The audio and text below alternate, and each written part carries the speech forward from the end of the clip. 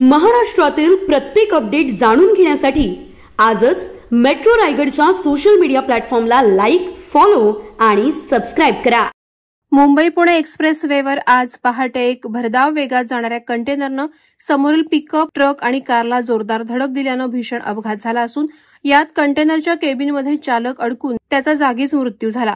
Mumbai Pune express वेवरून container क्रमांक MH46AF 0084 हा चालक रियाज अहमद वय 36 राहणार ॲटॉप हिल मुंबई हा घेऊन जात असताना तो बोरघाटातील आडोशी येथील नवीन बोगद्याजवळ आला असता चालकाचं कंटेनरवरील नियंत्रण सुटल्याने त्याने समोरील पिकअप क्रमांक MH06BW 6391 याला पाठीमागून जोरदार धडक दिली तर पिकअपने त्याच्या समोरील ट्रक क्रमांक MH09EM 9954 याला जोरदार धडक दिली तर ट्रकने त्याच्या समोरील चालणाऱ्या टाटा पंच कार क्रमांक MH03BF 6303 हिला जोरदार धडक दिल्याने अशा एकूण 4 वाहनांचा विचित्र अपघात झालाय।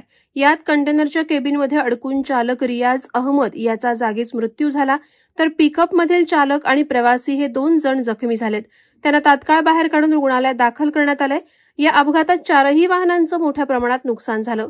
या अपघाताची माहिती मिळताच बोरघाट महामार्ग पोलीस, हेल्प फाउंडेशनचे सदस्य, IRB team, Khopoli police स्टेशनची team, देवदूत यंत्रणा, डेल्टा फोर्स, महाराष्ट्र सुरक्षा बल आदी तात्काळ घटनास्थळी दाखल होत कंटेनर आणि पिकअपमध्ये अडकलेल्या चालकाला बाहेर काढलं। आज सकाळी सुमारे 5:30 वाजता Mumbai Pune express highway kilometre 37 Mumbai lane इथे मेजर अपघात झालेला आहे। एका ट्रेलरचा ब्रेक फेल झाल्यामुळे प्रथमतः त्यांनी पंच गाडीला धडक दिली, त्यानंतर एका ट्रकला धडक दिली आणि त्यानंतर एका पिकअपला धडक दिल्यामुळे त्या पिकअपमध्ये मुंबई होते आणि ते रस्त्यावरती आले आणि या अपघातात एका जणाचा मृत्यू झालेला आहे।